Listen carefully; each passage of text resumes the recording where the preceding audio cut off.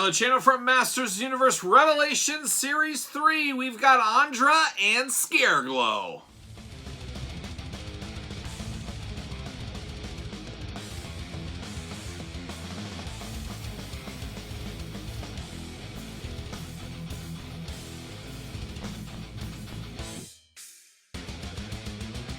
Welcome everyone, Kyle here, and welcome back to the channel for another He-Man Masters Universe unboxing and review. And today we're taking a look at Series 3 of the Masters Universe Revelations line, Scareglow and Andra. Andra?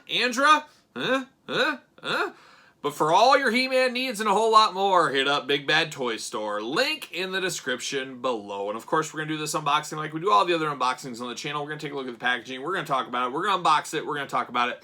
We'll see where it goes from there, and I guess we always do ladies first, as much as it kills me, because I want to dive into Scareglow, one of the coolest figures from He-Man every year, or any year he's released, we should say.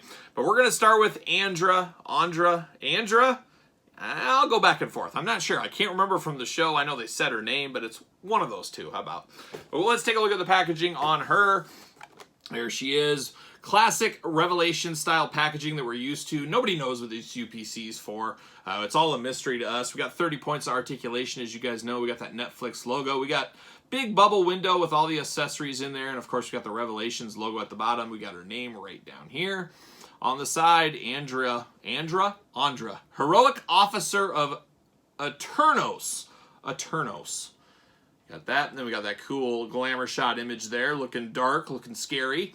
Who's under the mask? And you guys know Kyle's a sucker for a mask. Kyle's a sucker for a cape. She's firing on all cylinders here.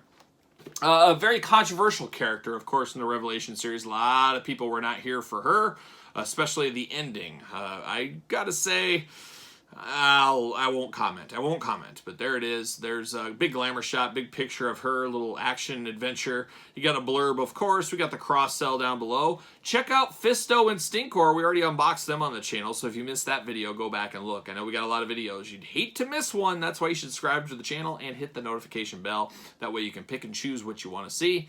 And then, of course, Mattel at the bottom, they're empowering play via the next generation. So kudos to them. Kudos to them. Let's see, it says, Andra, Heroic Officer of Eternios, the brains to Teela's brawn. Andra dreams of being a hero while her crestfallen partner tries to leave that life behind.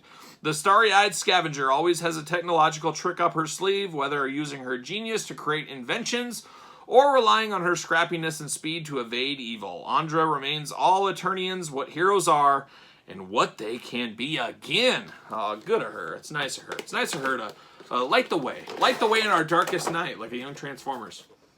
There it is, background, that cool castle type wall feel. I always like that.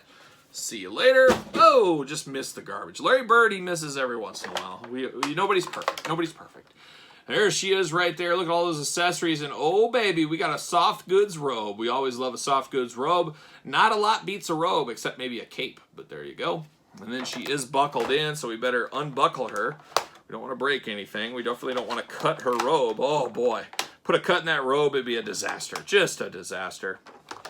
A lot going on here, though. A lot more than meets the eye. Once again, like a young Transformers, a lot more accessories than I anticipated with this one. Got all kinds of hands. Look at that. Holy cow. She's a very handsy character, I might say. We got that. There it is.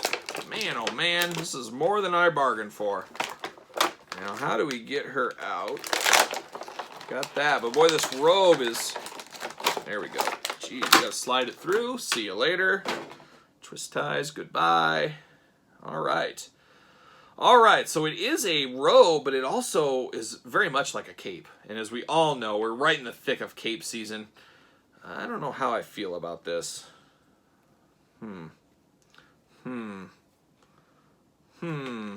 Okay. I'm going to have to play with that robe and the glamour shots. It's weird. It's almost like a scarf, but it's also like a robe. Very strange. So you got some scarfness to it, but no Velcro, anything like that. But it's a nice kind of felt material. It's got a little bit of weight to it. There's no wire in the cape, anything like that, but it does have a nice hood. Very interesting. So you can, it's kind of a robe scarf hybrid is what this is about. But nice black color.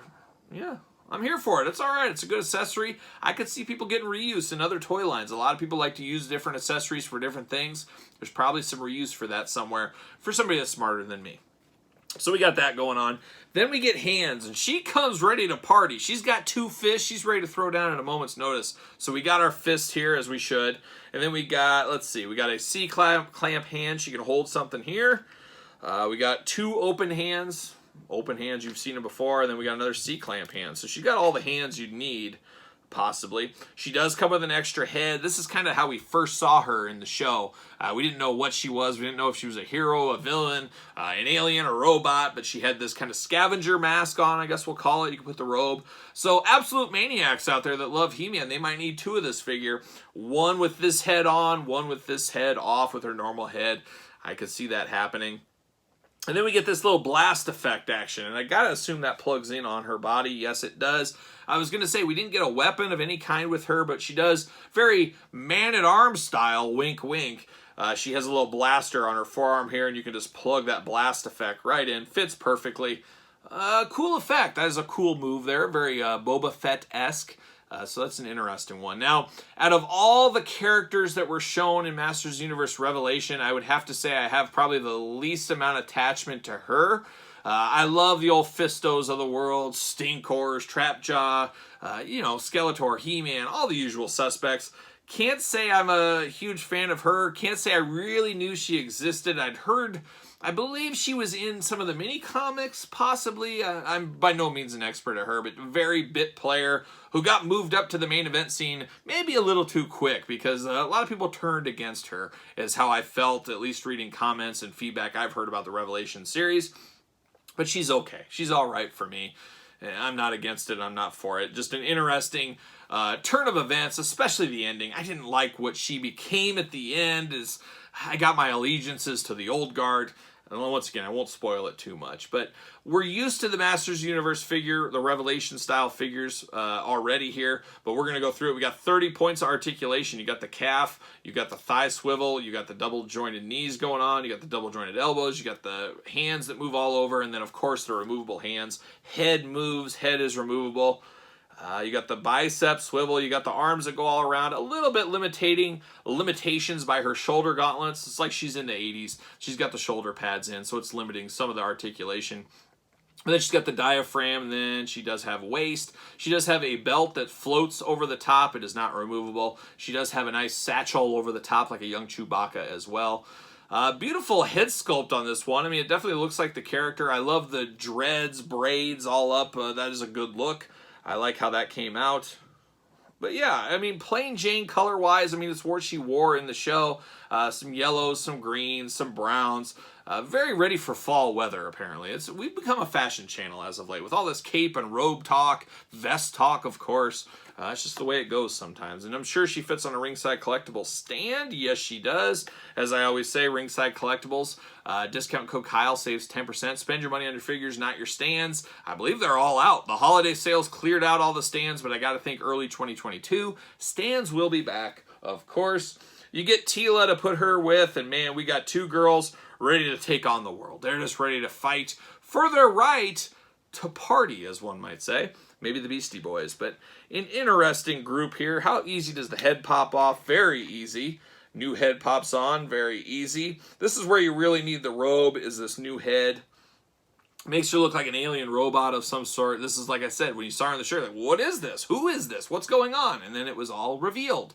But an interesting one. I gotta be honest, if I was ranking this set, which I'm not ranking Series 3, but very easily she's gonna be at the bottom of the list. As I love Fisto, that Stinkor is solid, and you know Scareglow is gonna be a slam dunk. I mean, come on, a glow-in-the-dark skeleton?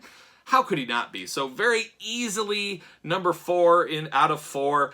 If there's a peg warmer for the set, which I assume there always usually is in these kind of lines, that's gonna be her. That's just the way it's gonna go. Sorry to tell you, but if you don't agree, you're wrong. I'm not, usually I say, hey, I'm pretty agreeable. Everybody's got their opinions, but she is going to be the peg warmer of this set. There's no doubt in my mind, and I think you guys would all agree with that. But like I said, who's not going to be a peg warmer? Man, my boy Scareglow. You guys know I love skeletons. I feel like I'm getting ready to go to a Misfits concert or something, or I got Skeletor right here on my shirt. Scareglow, I'm here for this all day long. That being said, we all know we got the San Diego Comic-Con exclusive of Scareglow this year in 2021 as well. I would have liked to have seen this released sometime maybe in 2022, more towards the back end of 2022, as we knew we would probably get a regular edition Scareglow, but I felt it came a little bit too soon. I know for people that didn't want to pay the price of that other Scareglow, or, you know, missed out on it, they're very happy, as these are very similar, and we'll do comparisons like we always do with those Scareglows, but I feel like you should have just waited, put a little bit more time, make it more exclusive for a little bit longer, but people like me that got that Scareglow, they can say that. People that missed out, hey, you're saying, get me this Scareglow right away. So I understand that as well. But me personally, who had that other Scareglow, check out that review on the channel. I would have liked to seen a little bit more time in between here and gotten a different character. But there's nothing we can do about it now. It's here, and we're going to take a look at Scareglow right now. So there he is. Very similar packaging. Got Scareglow down at the bottom. Revelations, of course. Netflix logo. Big, beautiful window. A beautiful figure inside there. I just love a glow-in-the-dark skeleton, man. What's there not to like? You got the Masterverse. You got the Mystery UPC. And you got the 30 points of articulation at the top. Scareglow, the evil ghost of Skeletor. So it makes it sound like Skeletor died and he is the evil ghost. But no, he's an evil ghost henchman. So there's a little bit of a difference there. Beautiful artwork. As always, Masters Universe, as we know, has great artwork. And then on the back, you got all kinds of souls flying around. At least I think those are souls. Who knows what green kind of smoke is? Who knows what he's up to? Maybe he had Mexican for dinner. Who knows? But there's Scareglow. Running strong, running hard, running free, running fast. There he is on the back. Cool artwork. We got the blurb. We're going to have to read that. We got the cross-sell like we saw before. Let's see what it says about our old buddy Scareglow, the evil ghost of Skeletor. Fear his glow. Is this Naomi from WWE? Fear his glow. The skeletal specter rules the underworld of Subternia, trapping lost souls inside of their deepest, darkest nightmares. But it has been too long since Scareglow has tasted true fear. Oh, love the taste of fear. If the daring adventurers wish to pass through his domain, they must pay the price. Fear for the Scareglow to feast upon or be trapped in Subternia forever. It's kind of like playing the Troll Toll, if you guys are familiar with Always Sunny in Philadelphia. Very similar circumstances, I think. We'll see. There it is. There's the old background right there. See you later, box. Nice knowing you.